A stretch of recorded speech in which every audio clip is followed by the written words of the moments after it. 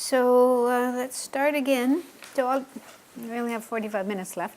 I won't cover all of this material. Maybe I'll talk about a few of these methods, and we could do a meditation to try out one of them. So whatever we don't finish today, I'll finish next time. So I wanted to look at this quote up at the top, the second one from the top. Because I think that, for me, that one is very juicy, meaningful. And this is from Lama Tsongkhapa in his text, which is called the Lamrim Chenmo, the Great Treatise on the Stages of the Path. So he says, when you experience suffering, you absolutely must know how to bring it into the path. Otherwise, you either generate hostility or you become discouraged about cultivating the path, either circumstance interfering with applying yourself to virtue. So this comes at the beginning of his chapter on patience. So in this text, the Great Treatise on the Stages of the Path, he's explaining the whole path to enlightenment. And so towards the end is the teaching on the 6 perfections. So there's the perfection of patience, which is number 3, perfection number 3. And one part of patience, one aspect of patience, is learning how to put up with difficulties. Learning to go through difficult experiences without becoming angry, upset, depressed, discouraged, and so forth. So that's the context that this quote comes. But I think it's just really, for me anyway, it's really meaningful. Because if we are trying to follow a spiritual path, that's what we do in Buddhism. Of course, not everybody wants to do that, but those of us who do feel inspired to follow this path of the Buddhist teachings, we want to be able to keep going, ideally, because it's a long path. It leads us to enlightenment, to liberation, and to other wonderful things along the way. But we have to be able to keep going, keep walking, keep traveling on this path. And it does take energy, it does take effort and persistence. And what he's saying here is that, one thing, just as an aside, what happens sometimes is that when people start to practice meditation or follow a spiritual path, they can have this attitude like, well, everything should go well for me now. I'm doing something good. Before I was, wild and naughty and, not behaving myself very well. So, of course, it's understandable I would get into trouble. But now I'm following this Buddhist path, which is very good and very virtuous, very pure. I'm trying to be as good as I can. So things should go well for me.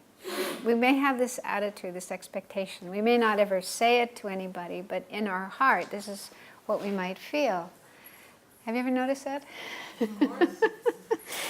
So then, when problems happen, we might get surprised and think, wait a minute, this isn't supposed to be happening. Yeah? It's almost like we expect instant results.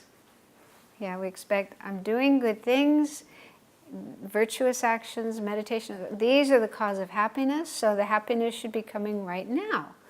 And not bad things. Bad things shouldn't be happening to me, only good things should be happening to me. So it's kind of understandable that we have that attitude, but it's not realistic, because even if we're following a spiritual path, we're still human beings, we're still in samsara, and that's just the nature of our life, that problems happen. And so I think what he's saying here is very meaningful, because he's saying if we don't know how to deal with the problems and difficulties that happen to us along the way, then these things could happen. We might become angry, we might generate hostility, we could become hostile towards whoever seems to be causing the problem, or hostile to the Buddha, to the Dharma, and think this isn't working, I'm trying so hard to practice and it's not working. So that's one possible thing that could happen. Or you become discouraged about cultivating. You can just feel doubt that it's working and want to give up. So this does happen. I see this happen to people, and it almost happens to me sometimes. I mean, I can see these kind of attitudes coming up in me when problems happen. It's very difficult to keep going, to keep practicing, which is exactly what we need to do, not give up.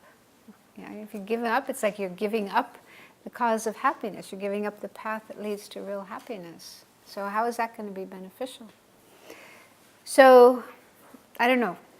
That's something to think about, but I don't know, for me it's very meaningful to see the importance, the need to have methods for transforming problems and difficulties that happen along the way so that we don't end up getting angry, getting upset, getting discouraged, wanting to give up. So here are some methods. There are others as well, but these come from this book I mentioned before. Some of you have read, Transforming Problems into Happiness by Lama Zopa Rinpoche.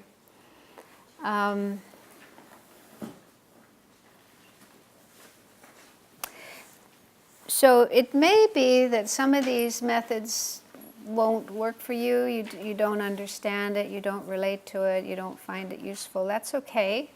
That's one reason it's good to have a number of different methods. If there was only one method, maybe it would work for some people, but not for others. So if there's a number of different methods, hopefully everybody will find at least one method that is helpful for them.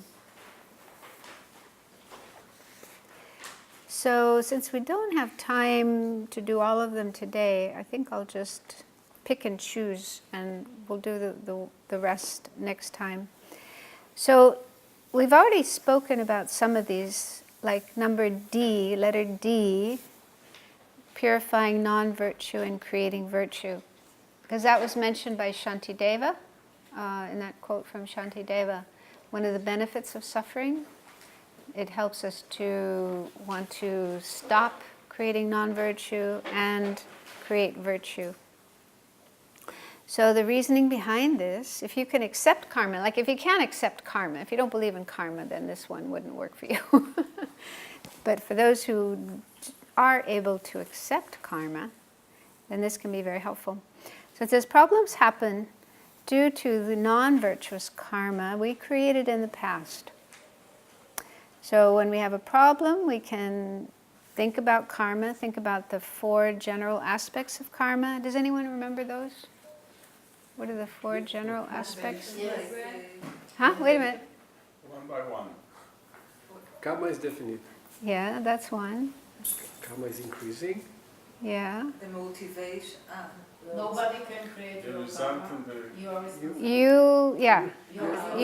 You don't get the results if you haven't created the cause. You don't. Yeah. Yeah. One more. And the Karma growth, it doesn't disappear. That's Yeah. same as he said, increases. The result has the nature of the cause. The cause. That's karma. That's the You first can't one. get Karma the- is definite. You can't get karma if your spirits are good. Sorry?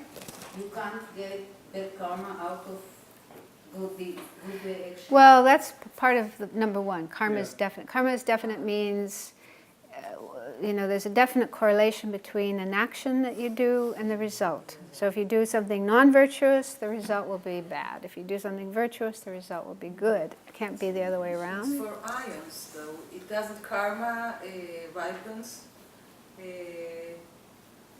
not according to one lifetime. Right, so that's the last one, that it doesn't get lost in the sense that even when we die and leave this body and this life, we carry our karma with us, and it can stay with us for thousands of years, millions of years, lifetimes, and eventually it You don't know when it ripens. will ripen. Yeah, we don't know when it will be ripened, yeah.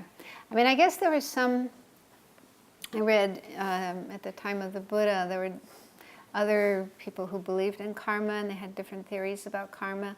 And some of them said that when you die, your karma... Is erased. What? The karma is erased. Oh, the pillow just fell down. It's okay. Oh. The dog was doing something. It's No, okay. you didn't do anything. It's not you. You want to It's okay. No, it's okay. The It's okay. pillow fell. It's okay. Just listening. Just, sorry, what was that? What were you talking about about? the karma and It doesn't when we die, different explanations. Yeah. I was saying that at the time of the Buddha, there was at least one teacher who said that when you die, all your karma dies with you. You leave it all behind. So you go to the next life with a completely fresh mind, which is what a lot of people in the West believe. They believe when a baby is born, completely, yeah, clean slate, completely pure and innocent. And well, Buddhism says no, the baby has a whole bunch of karma that was created in the past. Unless he purified, no? Well, if he purified all his karma, he wouldn't be born. He would be up in a Buddha land somewhere, unless he's a bodhisattva. Unless he's a High a bodhisattva. Yeah. Anyway, so I think the point here is just to think about karma and how we do actions, leave imprints on our mind. Those imprints, if they're not counteracted somehow, like doing purification, they go with our mind into the future and will bring results, even after many, many lifetimes or eons. So it's quite a serious thing, and if we can accept that and accept that bad things that happen to us are the result of karma we created in the past, then that can really give us a strong motivation to stop creating bad karma. And I just wanted to mention this because this was a method that I found really useful at one point. Some years ago, I was having a problem.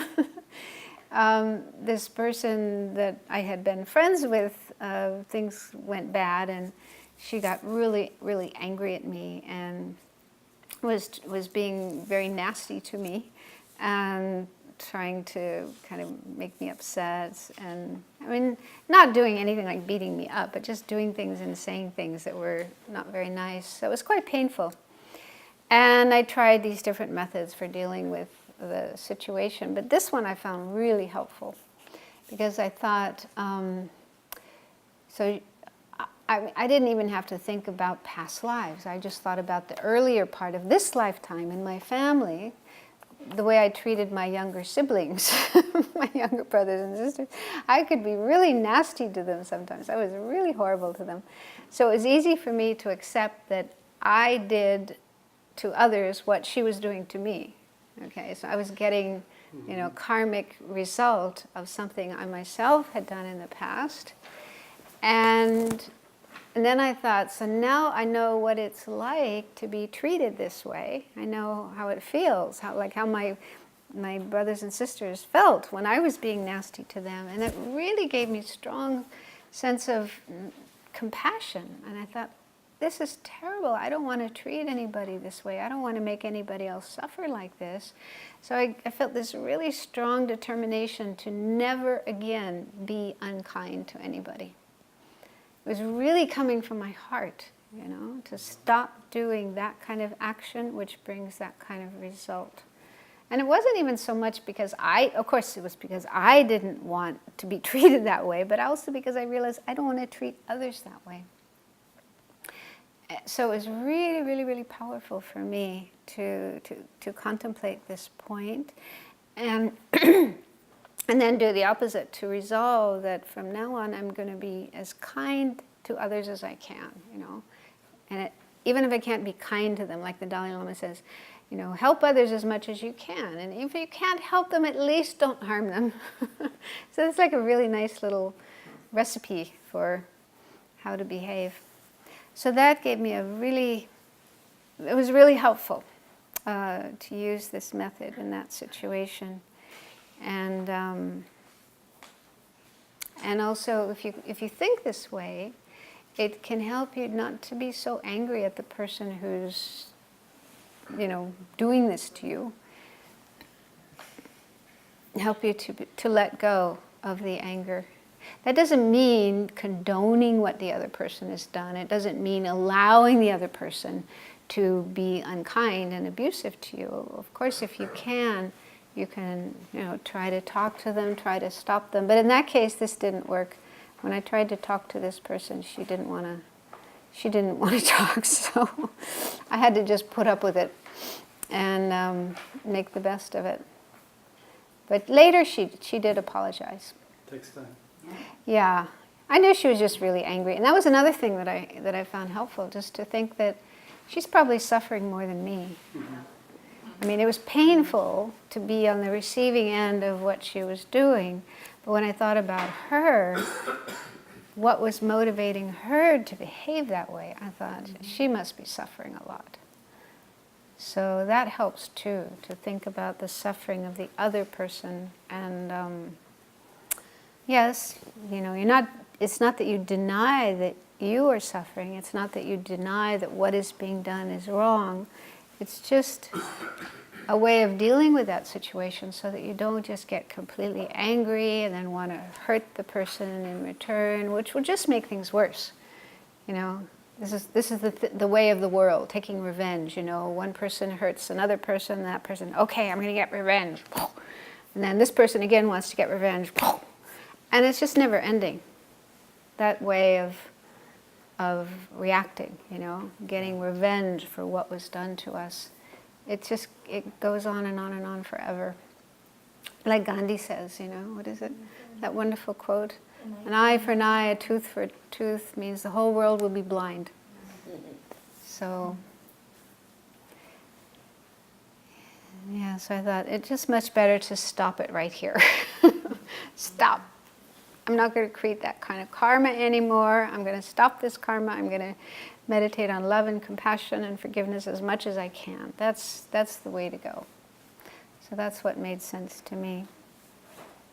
So this method might be helpful for you in dealing with a situation, with a problem.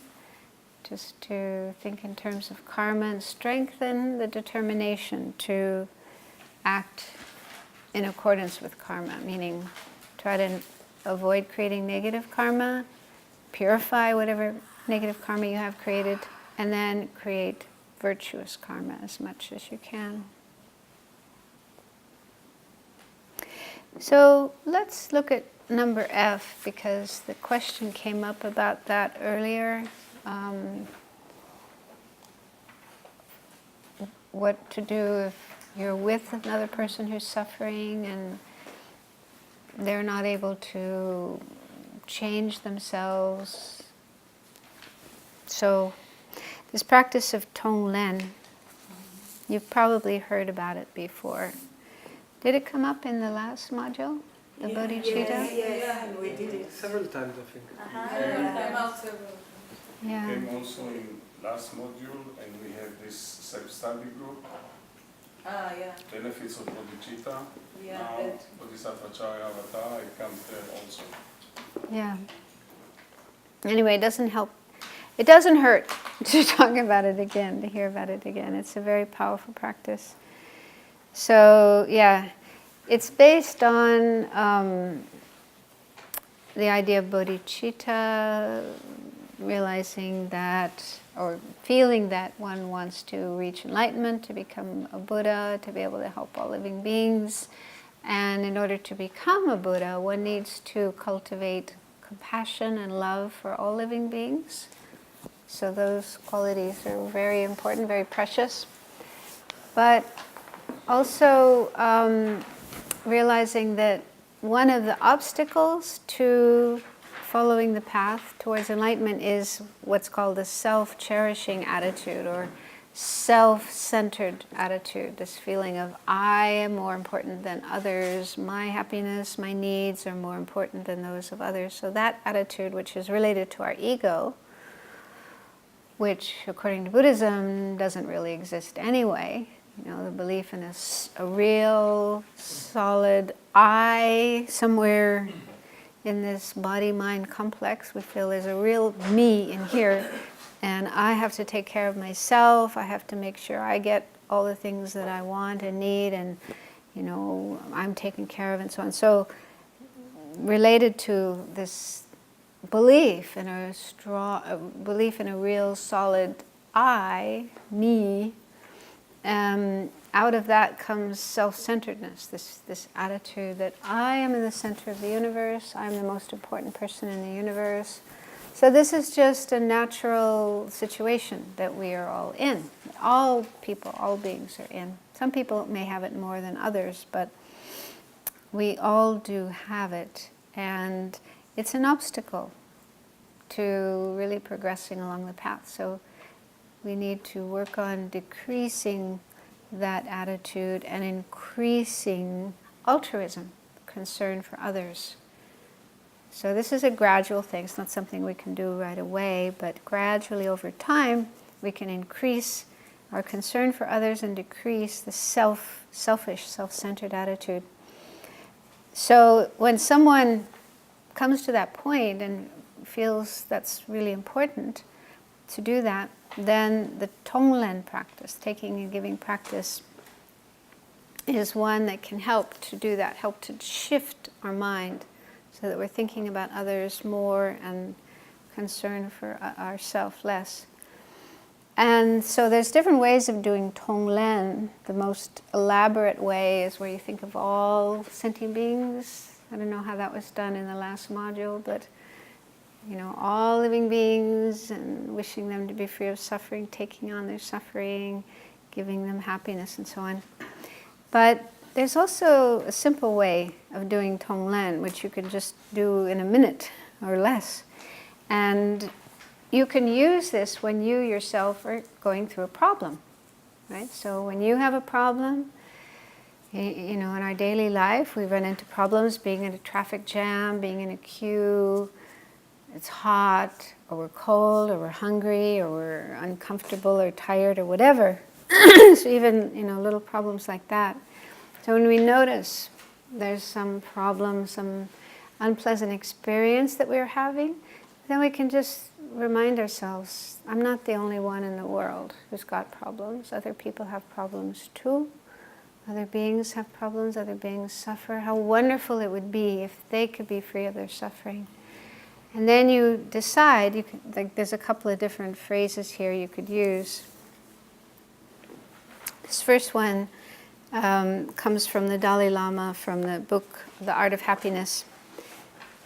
He used to say, may I, by experiencing this pain and suffering, be able to help other people and save others who may have to go through the same experience.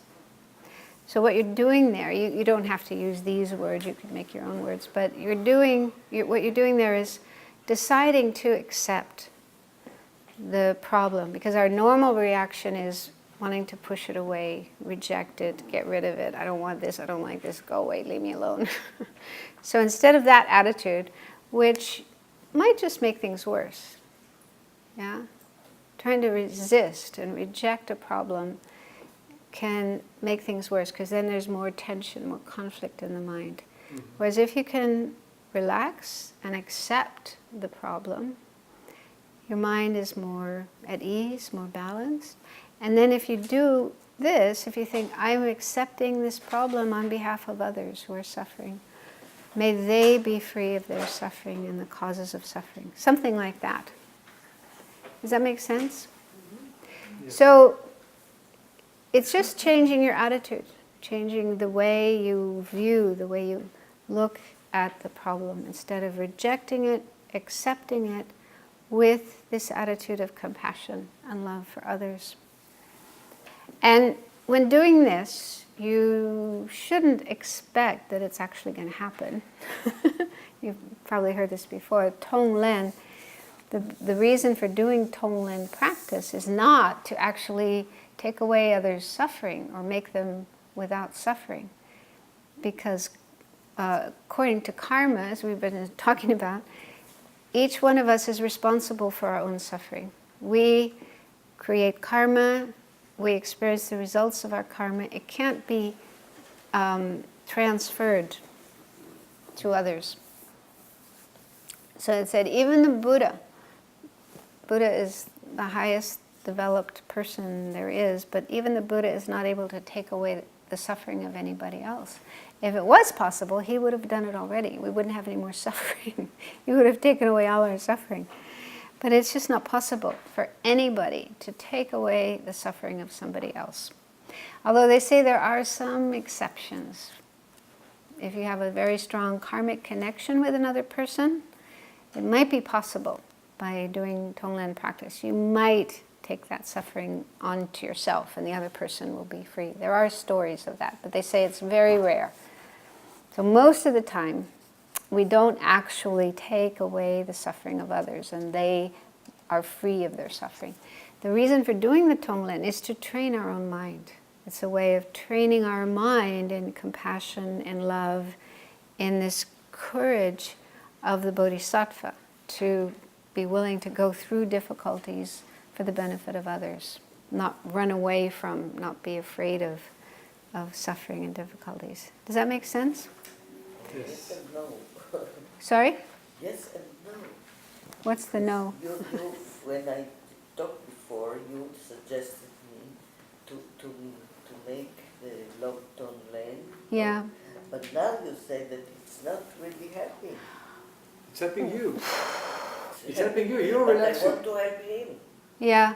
But I guess what I meant, when I said that, what I meant was because you're doing this practice, focusing on that person with compassion, with love, wishing to take away their suffering, it might have an effect. That's what I meant. Maybe I didn't make that clear. It might have an effect on them. I don't mean it will take away their suffering, but they might calm down. Relax. They might become more calm, more peaceful, more relaxed, because you're doing, I mean, this energy, interchange of energy.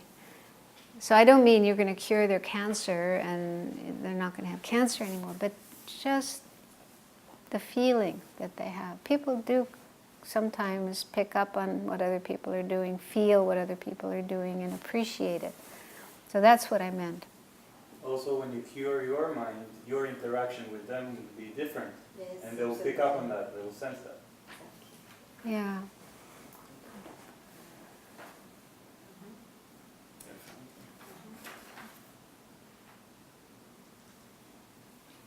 Yeah, I think people, when someone is suffering, I think they might be able to recognize if other people are reacting with fear, Aversion. aversion, I don't want to get close to you, I'm afraid to look at you, I'm afraid to think about what's going on with you. They can pick up on that. So if you're doing this Tonglen practice, you're just doing the opposite. You're focusing on them, aware of their suffering, concerned about their suffering, wishing them to be free. I think they can feel that, they can pick up on that. There's a story that Sharon Salzberg tells in, Sharon Salzberg? Yeah. She wrote a book called Loving Kindness, The Revolutionary Art of Happiness. You have it in Hebrew. It's a beautiful book. I think it's in there that she tells a story. She was leading a retreat on loving kindness in a city. And during the break, she asked everybody to just go out and walk around in the city and practice loving kindness with the people that they see. So one woman went to a train station. And she was just walking around in the train station, generating loving kindness for the people in the train station. And she saw this one man who, she sort of had aversion for him when she saw him. He looked kind of nervous, and he was like a suit and a briefcase and just looked really, really nervous. So she kind of felt aversion for him. But she did the loving kindness practice anyway. May you be happy, and blah, blah, blah, blah, blah. And then after a few minutes, he walked over to her and he asked her to pray for him. Wow. Wow. Isn't that amazing? I mean, can you imagine just walking up to a total stranger and saying, will you pray for me? And he explained that he was going to some business meeting or some job interview or something that was like really stressful. That's why he was looking so nervous. So he must have picked up on what this woman was doing. So sensitive. Yeah. And so brave, to actually go up and... People who are suffering are generally more sensitive. Mm. And especially, and more so, dying people.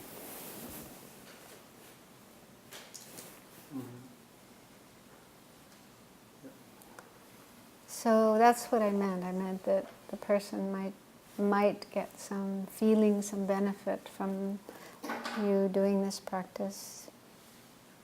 But it's no guarantee. So we shouldn't go into doing this practice with the expectation that we're going to transform this person, make them totally happy and free of suffering, and they're going to be, smiling and blissful.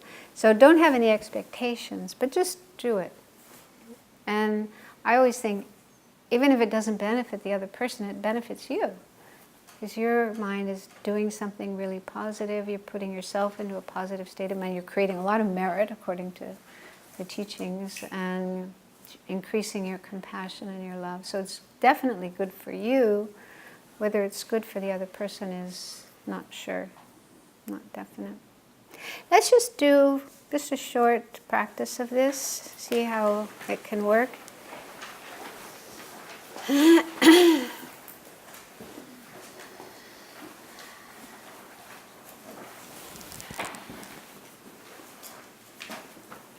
So sit comfortably.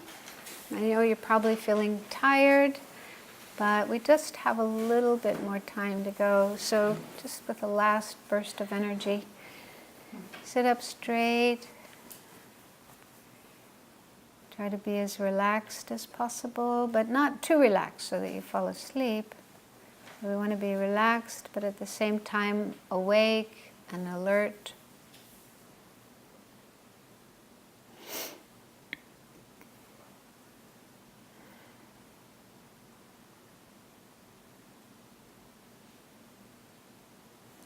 Let your mind settle down and be right here, right now, in the present, on the meditation that we are doing.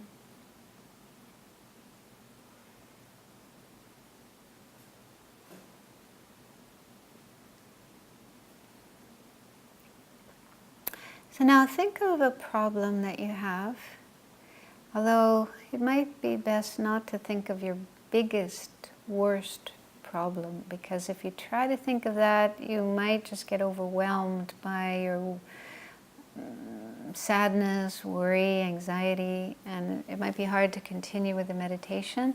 So instead, you could think of a smaller problem. It could even be some feeling of discomfort that you have right now. Pain or discomfort or tiredness, or it could be something going on in your life that you're concerned about. So think of one of your problems, bring that to mind.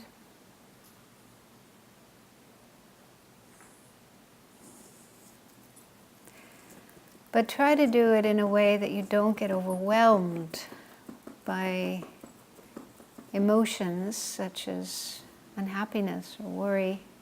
So try to take a step back from the problem and look at it in an objective way, but in a kind way, not cold and indifferent and uncaring, but as if you're with a small child who is unhappy or crying and you want to help. And so you want to listen to and understand what this child is upset about so that you can help them. So try to have that same state of mind with this problem.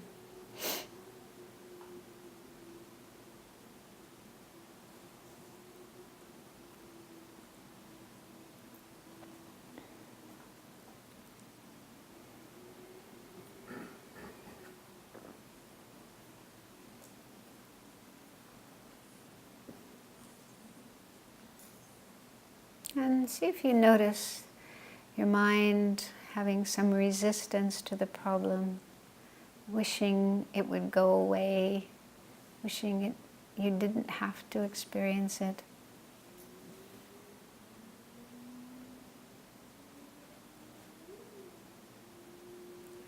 And that's natural. It's natural to not want problems, difficulties, unpleasant experiences, but just by wishing them to go away, that doesn't mean they will go away.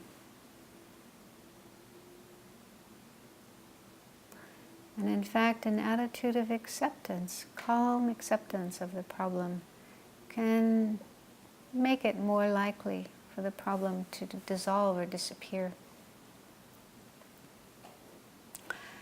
So we can generate such an attitude of acceptance by thinking about others and how there are many other people who have problems similar to ours. So just think about that. Bring to mind some of those people.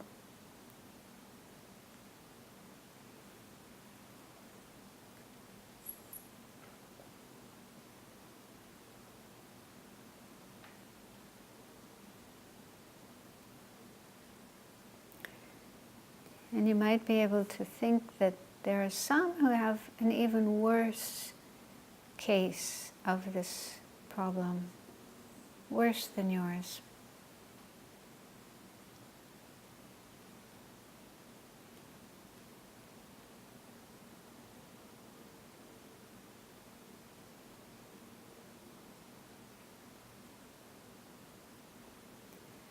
And since you know how painful it is, how difficult it is to have this kind of problem, then you can understand them.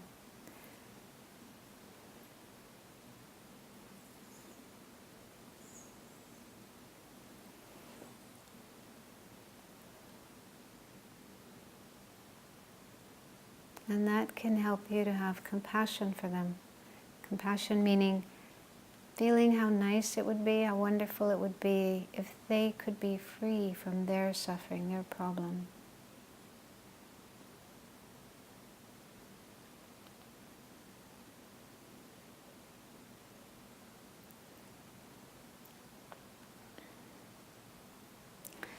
So if you're comfortable with that, then say to yourself something that indicates this. You could say words like, I accept this problem. By my accepting it and going through it, may all those other people who have a similar problem be free of theirs.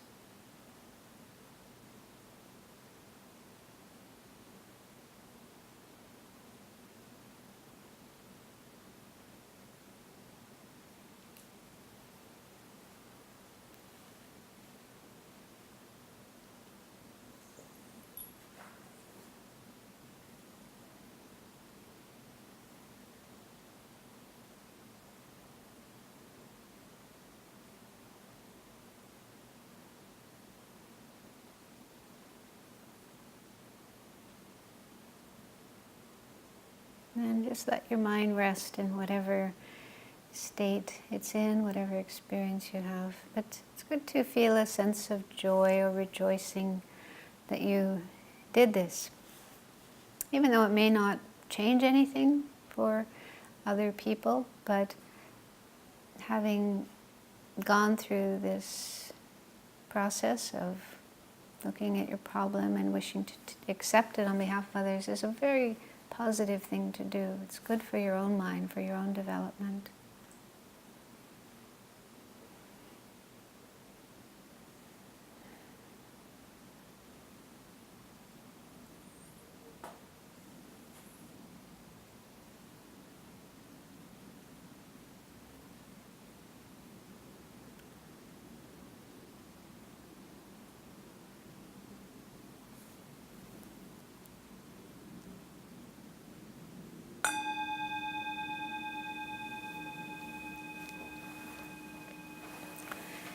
So that just gives you an idea of how you could do this practice, and you could spend more time doing it if you want, or less.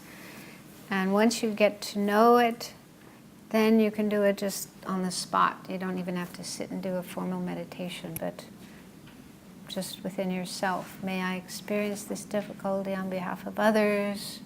May they be free of their suffering. Something like that. And in the book, Tibetan Book of Living and Dying, which some of you may have read, by Sangye Rinpoche, he tells a story in there of this man who was an artist in New York, and he was dying of AIDS, and he wasn't a Buddhist, he wasn't interested in any spiritual practice, but a friend of his heard about Tonglen and thought it might be helpful for this guy, so he taught him probably a simple Tonglen practice like this, and it was so helpful for him because he was suffering, but he had this feeling that the suffering was useless, meaningless. There's no meaning to the suffering that he was experiencing. But having learned this practice and doing this practice, that it gave him meaning, a sense of meaning to his suffering. So even though the suffering was still there, it changed his mind, his attitude about it. So that relieved at least that additional kind of mental suffering. Does that make sense? So I find it a really, really powerful practice to do. So the way we did it just now is doing it with your own suffering, when you yourself have a problem, a difficulty or suffering. So using that to do Tonglen, whereas the usual traditional Tonglen practice is relating to others' suffering. Probably you did that in the last module.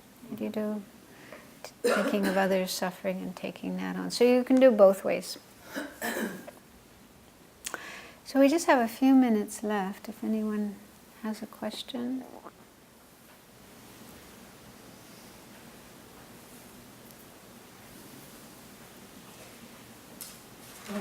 What's your name? Huh? Anna, okay. I have a few questions. Okay, I'll choose one. From the beginning of this teaching, concerning the positive and the negative emotions,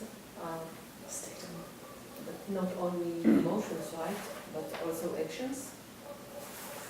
And I wonder, what about if, like, the motivation is positive?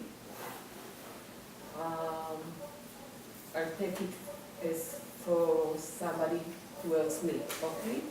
That his motivation of saying me whatever he said was not negative, was either positive or neutral, but for me it was very harming.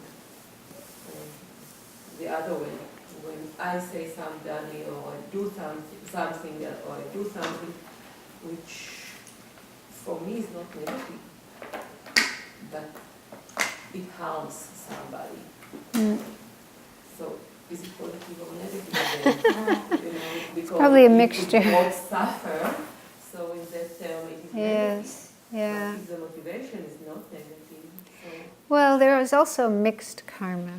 So that's probably an example of mixed karma. You have a good motivation, you don't wish to harm, but we would say it's because of a lack of wisdom, not having the right understanding of what's the most correct way to do or be with that person.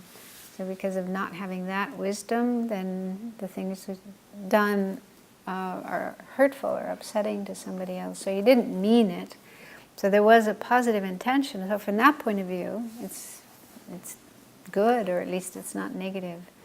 But there's the other side, the other part of it that if it did cause suffering, then...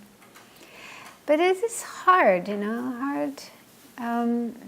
It's like in the teachings, when a teacher is teaching Dharma to people, for example, talking about death and impermanence, yeah? So the motivation of the teacher is beneficial. I want to help these people, help them get ready for death, help them live a better life, and so on and so forth. So the motivation is good, and the teachings are true and correct, but some people sitting there might get really upset, oh, I don't want to hear about death, you're telling me, people can get really upset about that. So that, I don't know, that we would say that the teacher then has created some negative karma because somebody gets upset. I don't think so. I think it's more because that person was in a state of mind that wasn't ready to hear that teaching. So I guess what I'm saying is, just because a person gets upset by what you say or what you do doesn't necessarily mean it's negative. So, yeah. The motivation is what That's the most important thing, yeah. They do say motivation is important, but still we should still try to act in ways that are non-harmful. But there's so many gray areas too, like with children. If you're a parent, a teacher, you're dealing with small children and they're misbehaving, sometimes you have to, look like you're angry. Maybe you're not really angry, but you look angry.